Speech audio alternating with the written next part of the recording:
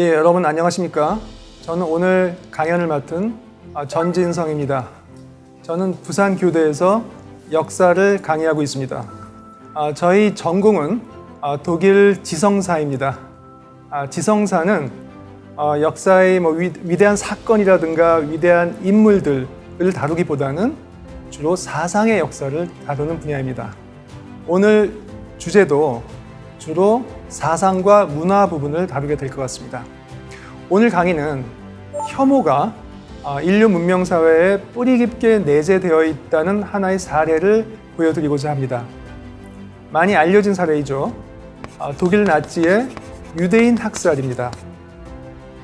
나치의 유대인 학살에 대해서 듣게 되면 대개는 그것이 역사적으로 아주 예외적인 현상이라고 보면서 히틀러 일당을 비난하거나 아니면 그러한 부도덕한 지도자를 숭배했던 독일 민족이 반성해야 한다고 생각합니다. 그러나 독일인들의 열광적인 유대인 혐오는 다른 혐오들과 마찬가지로 그저 비도덕적인 행위로만 보기에는 너무도 뿌리 깊은 역사적 연원과 정치적 맥락을 지니고 있습니다. 따라서 이번 강의는 인류 문명에 내재된 혐오가 어떻게 구체적 현실 속에서 발현되고 또 새로운 혐오를 조장해 가는지에 대한 생생한 사례를 보여드리고자 합니다. 제2차 세계대전 시기에 독일인들의 유대인 학살을 가리키는 용어로 국제적으로 가장 흔히 사용되는 용어는 홀로코스트입니다. 여러분들 많이 들어보셨을 겁니다. 이 말은 그리스어 단어를 조합한 일종의 합성어이죠. 우리말에서 가까운 말을 찾아보면 번제라는 말이 있습니다. 들어보셨나요? 재물을 불태워서 신에게 공양을 드린다는 의미이죠. 아주 비유적이죠. 나치가 유대인을 대량 학살하기 위해서 개개인으로 죽일 수 없었기 때문에 가스실에서 학살한 다음에 바로 화장터로 이렇게 보내서 이렇게 불태웠죠. 이것을 비유한 것인데 너무 비유적이기 때문에 사실 정작 유대인들은 이 용어를 좋아하지 않고요. 유대인들은 쇼아라고 하는 히브리어 용어를 더 선호한다고 합니다. 쇼아는 대재앙을 의미합니다. 용어에 어쨌든 간에 독일인들의 유대인 학살이 유대인들에 대한 인종적 편견의 근거를 두고 있는 것은 분명합니다. 유대인에 대한 편견과 혐오를 간단히 줄여서 반유대주의, 즉 엔티세미티즘이라고 표현합니다. 사실 엔티세미티즘이란 말은 그 어휘를 잘 살리지는 못하는 말인 것 같습니다. 우리말의 반유대주의가 더 정확한 표현인 것 같습니다. 자, 그럼 왜 유독 유대인을 그렇게 특별히 혐오했을까요? 유럽 그리스도교 문명권은 원천적으로 유대인에 대해서 호감을 갖기가 힘듭니다.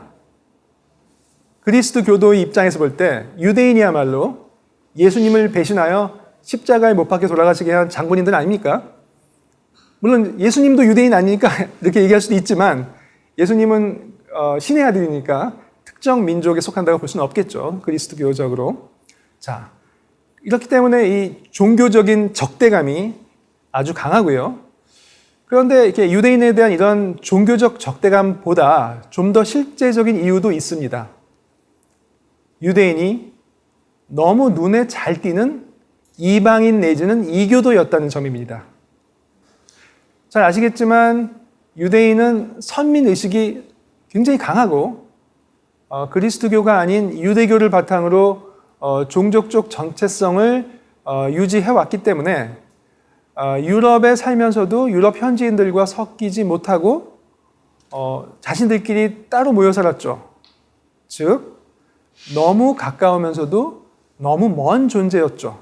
바로 이러한 점이 혐오의 대상이 되기에 아주 적당한 존재였던 것이죠.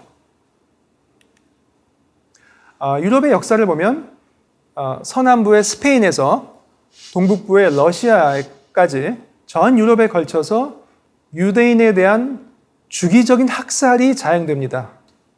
그래서 흑사병이 돌거나 전쟁이 나고 또는 기근이 날 때마다 유대인은 항상 희생양이 되었죠.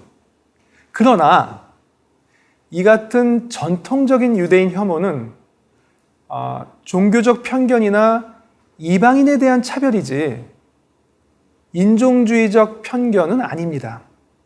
오늘 다루어 보려고 하는 반유대주의는 유대인에 대한 혐오 전체가 아니라 그 중에서 특히 인종주의적 반유대주의에 대한 것입니다. 즉 넓은 의미의 반유대주의가 아니라 좁은 의미의 인종주의적인 반유대주의죠. 그것은 유럽 문명의 전통적 사고방식이 아니라 사실 근대 유럽 사회의 산물이라고 할 수 있습니다. 인종주의적 편견, 특히 피부색에 대한 혐오는 아주 새로운 것이었습니다. 우리가 상식적으로 살펴보더라도 사실 이러한 인종주의는 유럽의 오랜 식민 지배 경험에서 나왔다고 짐작할 수 있을 것 같습니다. 사실 유럽의 비유럽 세계에 대한 그런 식민 지배, 식민지에서 일상적으로 자행되던 차별이 규범적인, 정상적인 사고로 고착된 것이죠. 그래서 유럽의 식민 지배가 처음에는 소위 신대륙, 즉 아메리카 대륙에서 점차로 구대륙, 아프리카와 아시아 지역으로 확대되어 가면서 소위 유색 인종에 대한 편견이 더욱더 고착되게 됩니다. 그래서 소위 유색 인종은 육체적으로도 열등할 뿐만 아니라 더 나아가 정신적으로도 열등하다는 생각이 당연시 되게 됩니다.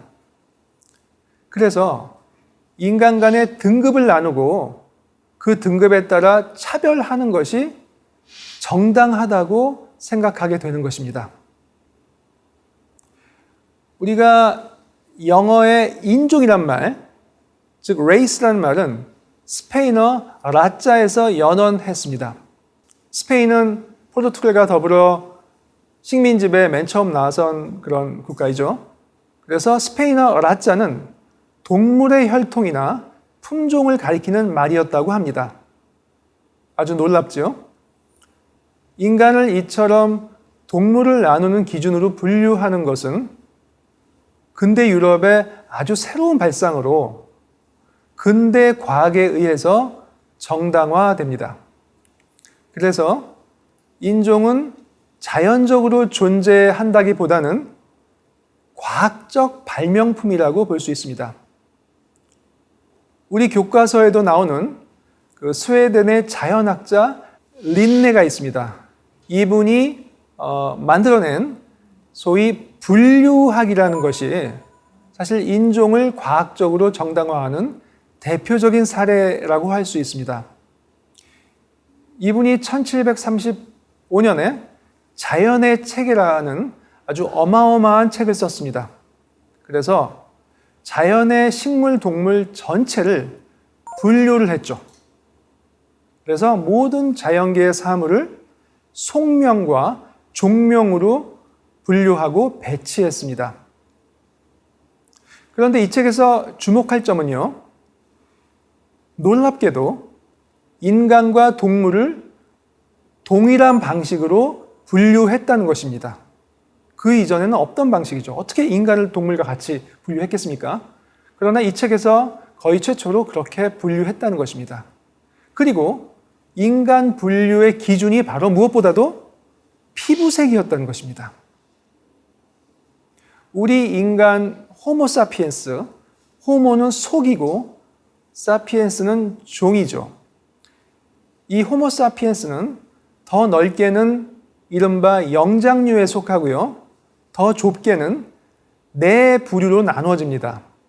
즉 피부색에 따라서 백색의 유럽인과 홍색의 아메리카인, 갈색의 아시아인, 그리고 흑색의 아프리카인으로 나누어집니다.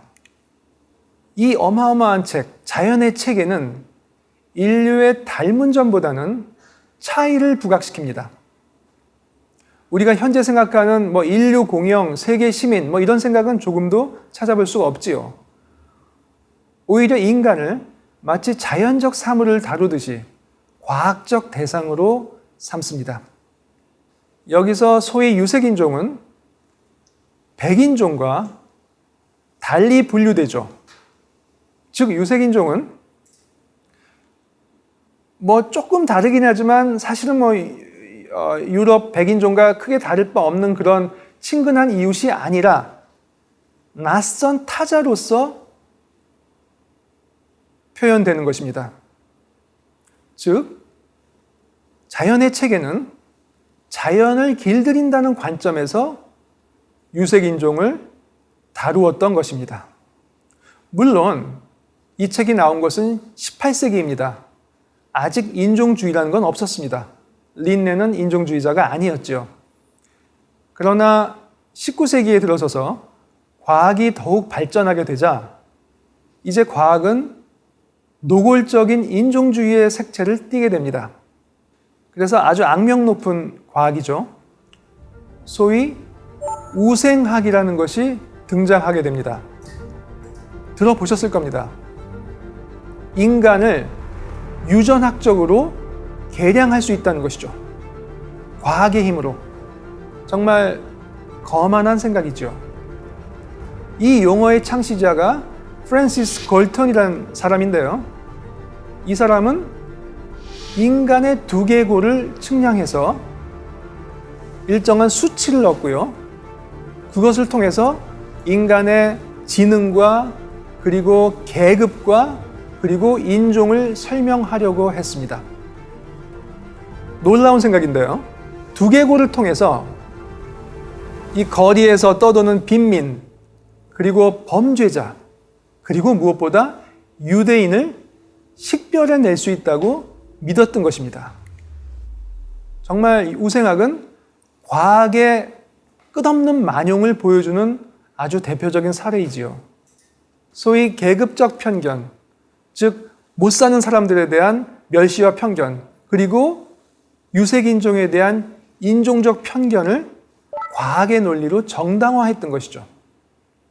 이 우생학에서 눈여겨볼 점 중에 하나가 바로 골턴은 독일 사람이 아니라 영국 사람이라는 점입니다. 사실 독일만이 아니라 서구 사회 전체에 편파적 사고가 만연되어 있었던 것이죠. 비록 과학의 외피를 띠고 있긴 하지만 아주 편파적이었던 골턴의 사고방식은 당시 유럽 지식사회에 팽배하던 계급적인 차별의식과 더불어서 소위 비유럽 세계에 대한 극도의 편견을 드러내고 있습니다. 서양인들의 동양 세계에 대한 편견을 우리는 오리엔탈리즘이라고 통칭합니다. 예컨대 영국 사람들이 자신들이 지배하던 인도를 보는 시각이 두 가지가 있었죠. 하나는 굉장히 멸시하는 거죠.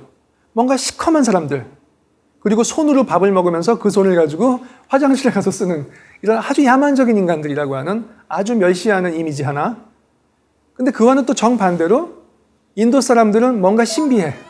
그들은 맨날 요가를 하고 있는 것 같고 나무 위에서 막 이렇게 또는 구름 위에 떠다니면서 사는 것 같고 이런 상반된 이미지가 있는데요. 두 가지는 다른 것 같지만 사실은 통하고 있습니다. 뭐냐면 인도인들은 영국인들에게 친근하게 다가갈 대화 상대자가 아니라 뭔가 이해가 안 되는 이상한 사람들이라는 거죠. 이런 것이 오리엔탈리즘이죠. 잘 알지도 못하면서 이 동방세계에 대해서 편견을 갖는 것이죠.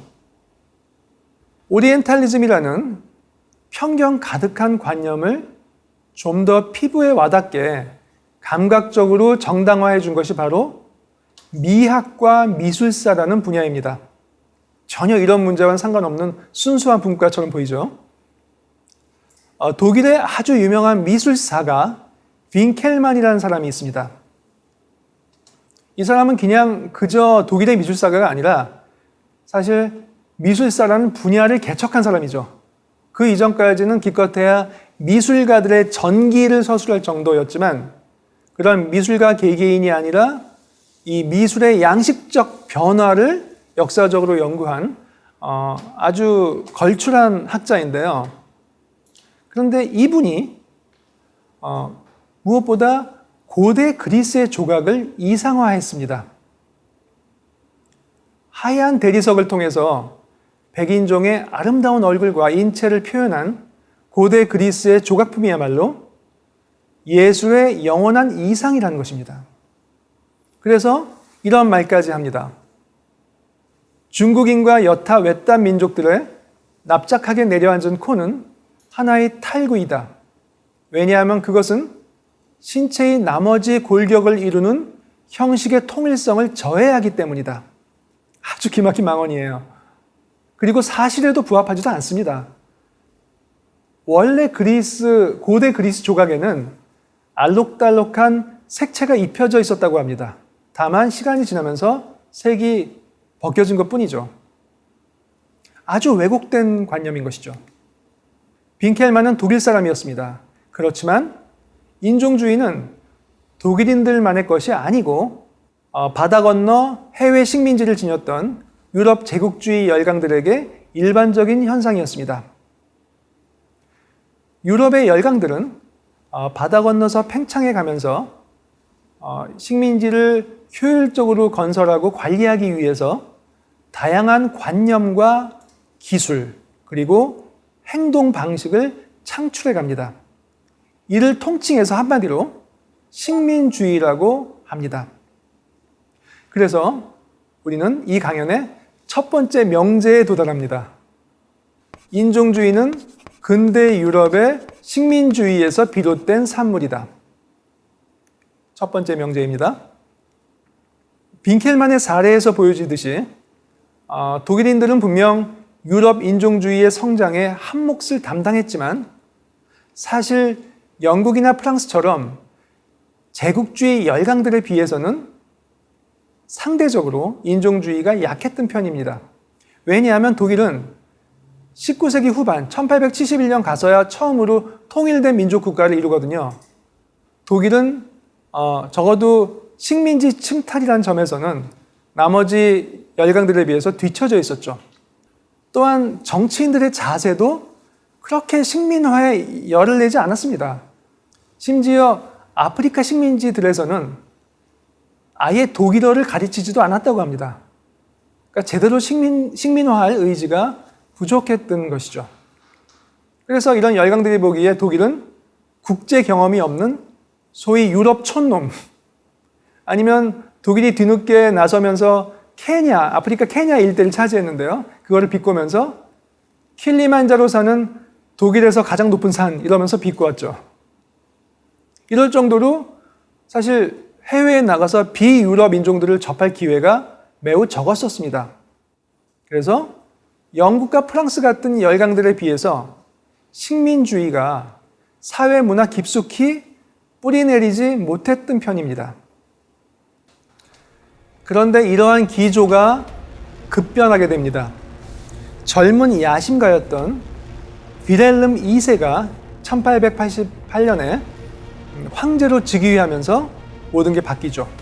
그래서 빌헬름 2세는 소위 퇴물인 구정치인 비스마르크를 퇴임시키고 독일 제국을 세계 으뜸의 열강으로 만들고자 좀 더 적극적인 식민지 쟁탈전에 나섭니다. 그래서 내세운 구호가 바로 양지 바른 곳이라는 구호입니다. 독일과 유럽이 좀 어둡잖아요. 그래서 밝은 세상으로 적극적으로 나가겠다. 이런 구호로서 양지 바른 곳을 찾는다는 구호를 내세웠습니다. 그런데 우리가 세상에서 경험하듯이 무리수를 두면 늘 탈이 생기는 법입니다. 아프리카 남서부와 동부의 몇몇 지역을 급하게 차지하고요. 그쪽에서 너무 심하게 수탈을 하니까 그쪽 사람들이, 원주민들이 봉기를 일으켰습니다. 그래서 서아프리카에서 지금 나미비아라고 하는 나라가 있는 그 지역에서 원주민들인 헤레로족과 나마족 등이 봉기를 일으켰는데 이들을 아주 거의 씨를 말릴 정도로 대학살을 자행했습니다.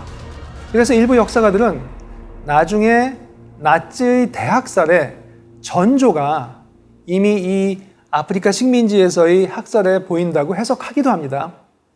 또 독일은 19세기가 끝나기 직전에 이 동아시아로 진출해서 우리 황해바다 건너면 중국 산동반도가 있죠. 그 산동반도의 칭다오, 청도를 조차지로 삼습니다. 조차지라는 건 형식적으로 땅을 빌린다는 거죠. 그러나 실제로는 뺏는 거죠. 그래서 99년 동안 빌리겠다고 하고 그곳을 자기네 세력권으로 만듭니다. 그런데 거기서 토지를 거의 뺐다시피 강제로 매수하고 경제적 수탈을 자행하고 인종적으로도 너무 차별하니까 중국 사람들이 견디다 못해서 바로 의화단의 난이라는 것을 일으키게 됩니다. 중국의 무인들이 격분해서 일으킨 것인데 물론 아주 무참하게 진압되었죠. 자, 독일의 이러한 무리한 공세는 결국 기존의 열강들을 자극하고 이것은 제1차 세계대전으로 이어집니다. 그리고 아시다시피 1918년에 독일 제국이 패망하고 사라지게 됩니다. 자, 그런데 제가 좀 길게 얘기했는데요. 이러한 역사적인 경과를 보면 그 이후에 왜 하필 독일에서 가장 극단적인 인종주의적인 반유대주의가 생겨났는지가 아직은 오리무중입니다. 한번 생각해 보십시오. 독일 제국이 뒤늦게 식민지 쟁탈전을 위한 공세를 펼쳐보았지만 금방 패망했습니다. 즉, 식민주의가 독일 사회에 뿌리 깊게 파고들 시간이 별로 없었습니다. 그런데 왜 하필 독일에서 극단적인 인종주의가 생겨나게 된 것일까요? 사실 독일은 프랑스나 여타 유럽 국가들에 비해서 유대인들에 대해서 훨씬 개방적인 편이었습니다. 19세기 초에 유대인 해방이 이루어지죠. 당시 유럽의 계몽 사상의 영향에 따라서 유대인들이 시민권과 자유를 획득하게 됩니다. 계몽 사상이란 기존에 주어진 현실에 안주하지 말고 자신의 이성을 가지고 세상을 비판적으로 바라보며 적극 개혁하라는 그러한 요구입니다. 마땅히 억압받는 유대인들의 현실을 비판적으로 보게 되고 그러면서 유대인들의 시민권과 자유 획득이 앞당겨졌죠. 그런데 유대인의 해방 이래 독일 사회에서 유대인들은 매우 중요한 역할을 수행하게 됩니다. 그저 시민권과 자유를 얻은 데 그치지 않고 오히려 독일 문화의 전통을 이어가게 됩니다. 그래서 근대 독일의 핵심적 지식인들과 예술인 중에 상당수가 유대인입니다. 아주 걸출한 이름들이죠. 시인 하이네, 철학자 레싱, 음악가 멘델스존, 화가 리버만, 정신분석학자 프로이트, 물리학자 아인슈타인. 그런데 이렇게 훌륭한 예술가와 지식인들이 사실 히틀러 때문에 견디지 못해서 상당수가 미국으로 망명을 갔죠. 사실 미국은 히틀러한테 정말 감사해야 됩니다. 미국의 지적인 수준이 확 오르는 계기를 히틀러가 준 거니까요. 이처럼 독일 사회에서 아주 중요한 한 축이었던 유대인들이 어느 날 갑자기 다른 인종으로 폄하되기 시작합니다. 특유의 매부리코에 어두운 피부색을 지닌 못난 얼굴에 걸맞게 독일 사회를 좀먹는 쥐 같은 존재로 표현되기 시작한 겁니다. 그러면서 쥐처럼 박멸해야 된다는 그러한 주장이 나오게 됩니다. 인종주의의 극단이죠. 그렇다면 그전까지 유대인에게 비교적 살기 좋은 환경을 제공했던 독일에서 왜 하필 독일에서 극단적으로 인종주의적인 반유대주의가 나오게 되었을까요? 일반적인 식민주의와 인종주의와는 다른 원인이 분명히 존재했던 것입니다. 그래서 이 원인을 찾기 위해서 우리는 당시의 구체적인 정치적 맥락을 살펴봐야 할 텐데요. 제가 볼 때 바로 그 다른 원인은 반공주의입니다. 지금부터 오늘 강연이 약간 포인트가 바뀝니다. 제1차 세계대전이 한창이던 1917년에 러시아 볼셰비키 혁명이 일어납니다. 제1차 세계대전의 와중에 가망 없는 전쟁 상황과 배고픔, 그리고 상부의 억압에 분노한 러시아 병사들이 유혈혁명을 일으킵니다. 사실 당시 러시아가 독일과 싸우고 있었는데 경제적 면에서나 기술 면에서 상대가 되지 못했죠. 그래서 러시아 병사들이 너무 힘들고 절망해서 유혈혁명을 일으키게 됩니다. 그리고 세계 최초의 전면적인 공산주의 혁명이 발발하게 됩니다. 그런데 마치 1789년의 프랑스 혁명이 그랬듯이 이 혁명의 열풍이 다른 유럽 국가들로 전파될까 봐 유럽의 기득권 세력은 전전긍긍하게 됩니다. 그래서 결국 유럽 기득권 세력으로부터 역풍이 초래됩니다. 유럽의 근대사를 보면요, 프랑스 혁명 때도 주변국이 연합국을 결성해서 프랑스로 쳐들어갔었습니다. 그리고 시간이 지나면서 보수적인 국가들, 러시아와 오스트리아와 프로이센이 서로 힘을 합쳐서 신성동맹이라는 것을 결성한 적이 있었죠. 그래서 보수적이고 그리스도교적인 유럽을 저 혁명의 무리들로부터 지켜내겠다고 하면서 아주 보수적인 동맹을 이루었는데요. 그런 것과 상당히 유사하게 러시아 혁명에 대해서도 역풍이 일어났습니다. 그래서 소위 파시즘이라는 새로운 체제가 등장합니다. 1920년대 이탈리아에서, 그리고 1930년대 스페인과 그리고 독일에서 파시즘 또는 나치즘이 등장하게 됩니다. 파시즘이란 말은 이탈리아어로 묶음을 의미하는데요. 그러니까 강고한 단결을 강조하는 그러한 정치 이념이죠. 그래서 국가 전체를 병영처럼, 군대 막사처럼 단일하게 만드는 그러한 체제입니다. 자, 이렇게 되자 이제 1920년대에 독일에서 좌우 대립이 격화됩니다. 독일은 아직 1차 세계대전에서의 패전의 상처가 충분히 치유되지 못한 상태였습니다. 거리에서 공산주의자들과 극우 세력들 간에 패싸움이 벌어지곤 했습니다. 그리고 이러한 갈등에 기름을 부은 사건이 1929년의 세계공황입니다. 많이 들어보셨을 겁니다.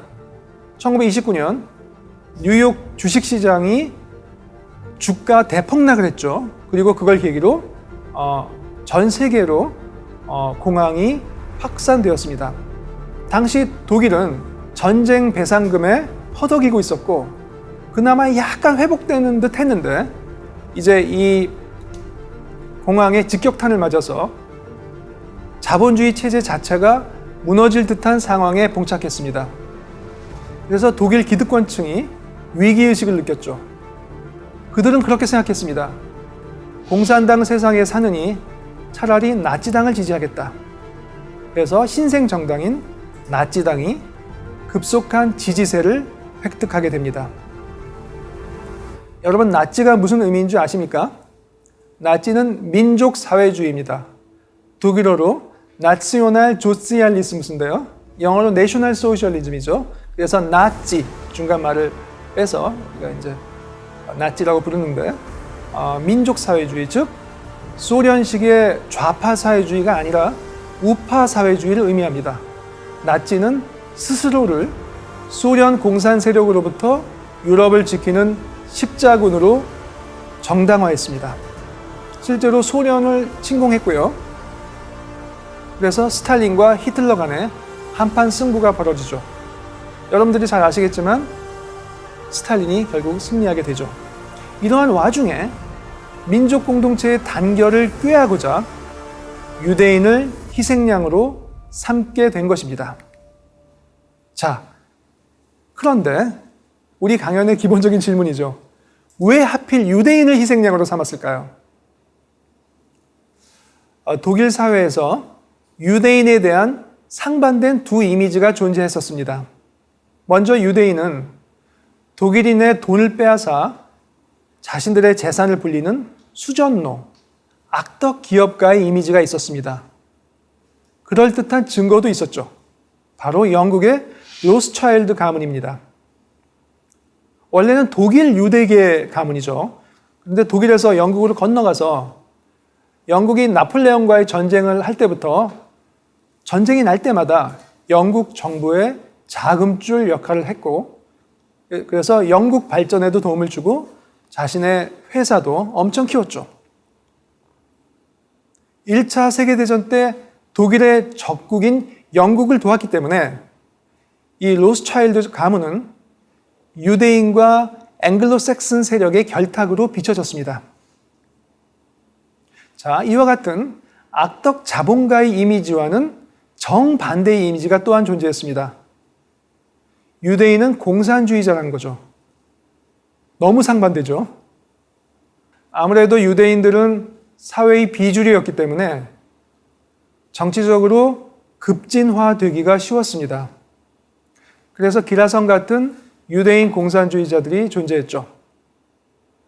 카를 리프크네히트, 로자 룩셈부르크, 레온 트로츠키, 그 누구보다도 칼 막스, 이들이 다 유대인 혈통을 지닌 분들이죠. 나치는 이 두 이미지, 악덕 자본가의 이미지와 공산주의자의 이미지 중에서 두 번째의 이미지를 좀 더 많이 활용했습니다. 물론 두 이미지가 서로 왔다 갔다 했죠. 어차피 대단히 비합리적인 거기 때문에 상반된 이미지를 그때그때 필요에 따라서 얼마든지 활용했던 것이죠. 자, 바로 이런 과정을 통해서 인종주의적인 반유대주의가 반공주의와 결합됩니다. 그래서 이 강연의 두 번째 명제는 독일의 반유대주의는 인종주의와 반공주의의 교묘한 결합이다라는 것입니다. 유럽 다른 나라에서도 볼 수 있었던 통상적인 식민주의와 인종주의만으로는 독일에서의 극단적인 유대인 혐오를 설명할 길이 없습니다. 오로지 반공주의와의 결합을 통해서만 반유대주의는 극단화될 수 있었던 것입니다. 여기서 잠깐 알아볼 게 있습니다. 일반적으로 공산주의자들을 우리는 대개 빨간색과 결부시킵니다. 우리나라에서도 빨갱이란 용어가 한때 많이 쓰였죠. 빨간색의 이미지에는 역사적인 연원이 있습니다. 프랑스 혁명 뒤에 급진 좌익 세력이었던 좌쿠뱅파가 혁명을 위해서 순교한 이들의 숭고한 피를 상징하기 위해서 적색기를 들었습니다. 그리고 그 이후에 붉은색은 급진 좌익을 상징하는 색이 되었습니다. 그래서 좌익들이 스스로를 표현할 때도 빨간색으로 하고 또한 반대쪽에서 그들을 비난할 때도 빨간색으로 표현했지요. 이 빨간 색깔은 보수 우익의 흰색과 대비됩니다. 흰색은 소위 붉은 무리와 대비되는 순결함을 상징하죠. 제가 좀 전에 얘기했던 빈켈만의 고대 그리스 조각을 상상해 보십시오.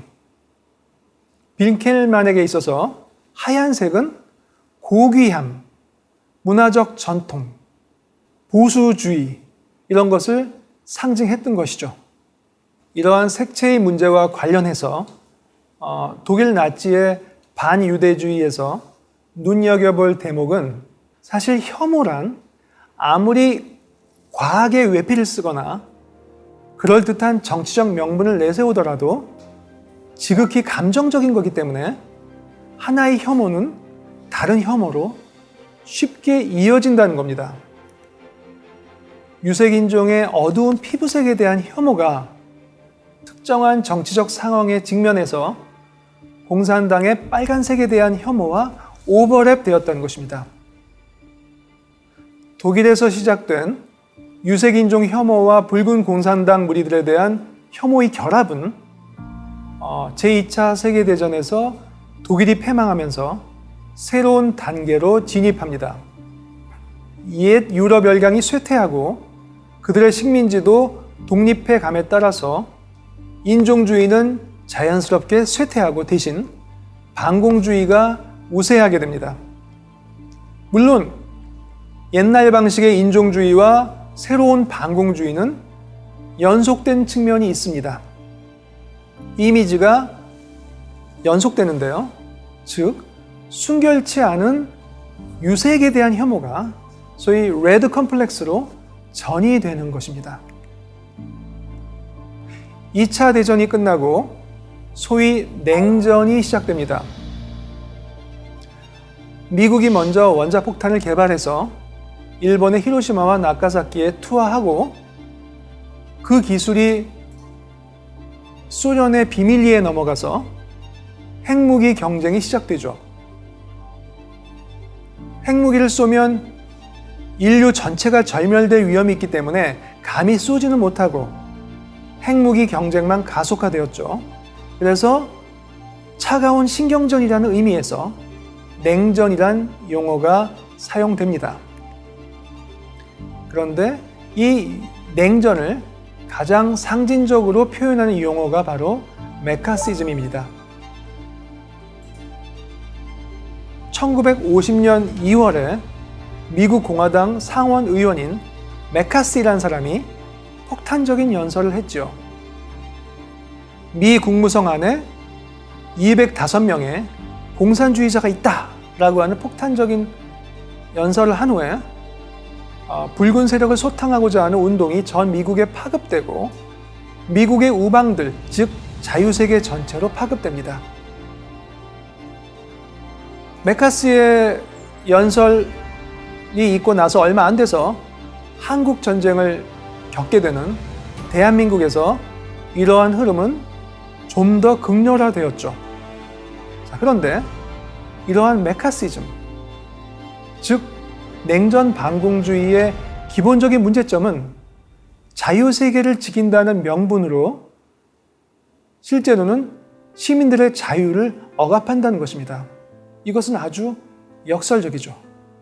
자유를 위해서 자유를 억압한다. 전 세계적인 차원에서 냉전은 오래전에 종식되었죠. 1989년에 베를린 장벽이 무너지면서 전 세계적인 차원의 냉전은 끝났습니다. 그러나 남북한이 분단된 대한민국은 예외적인 경우이죠. 한국인들은 식민지의 서름을 겪으면서 타민족으로부터의 인종주의적 혐오에 시달린 과거를 지니고 있습니다. 소위 조센징 하면서 멸시를 받았죠. 그런데 이런 우리가 타민족이나 타 집단에 대해서 또 다른 방식의 편견과 혐오를 지닌다면 이게 과연 옳을까요? 유럽식 식민주의와 인종주의가 부지불식간에 우리 내면을 잠식해버린 것은 아닐까요? 이제 우리는 인간 사회에 만연된 혐오는 단지 도덕적인 문제만이 아니라 역사적인 기원이 있음을 알게 되었습니다. 유럽의 식민주의는 타 문명의 사람들을 유색인종이라는 밑도 끝도 없는 범주 안에 가두고 열등한 식민지 피지배층으로 착취했으며 그것은 냉전기에 또 다른 방식의 혐오로 이어졌습니다. 그럼 우리의 대안은 뭘까요? 그럼 우리는 어떻게 사고해야 될까요? 제가 생각하는 대안은 그렇습니다. 꽉 막힌 식민주의적, 인종주의적, 냉전적 편견의 감옥을 벗어나는 것입니다. 21세기를 사는 우리는 서양 근대 문명이 만들어낸 각종의 이분법, 즉 선진국 대 후진국, 우월함 대 열등함, 우리 대 그들의 이분법을 이제는 벗어나야 합니다. 사람은 저마다 다르죠. 하지만 다르다는 점이 차별의 이유가 될 수는 없습니다. 우리는 같지 않죠. 같아서도 안 되죠. 그러면 얼마나 재미없습니까? 하지만 그럼에도 불구하고 우리는 동등합니다. 이때의 동등함은 공평함 내지는 공정함을 의미합니다. 모든 인간은 당연히 같지 않지만, 그러나 모든 인간이 근본적으로 동등하다는 자각이야말로 인류 문명의 고질적인 혐오의 악순환에서 벗어나는 지름길일 것입니다. 오늘 강의는 인류 문명에 내재된 혐오가 어떻게 구체적인 현실 속에서 발현되고 또 새로운 혐오를 조장해 가는지를 독일의 사례를 통해서 검토해 보았습니다. 오늘 강연의 세 번째 명제이자 결론은 다음과 같습니다. 우리 모두는 다르지만 동등하다. 오늘 강연 이것으로 마치겠습니다. 감사합니다.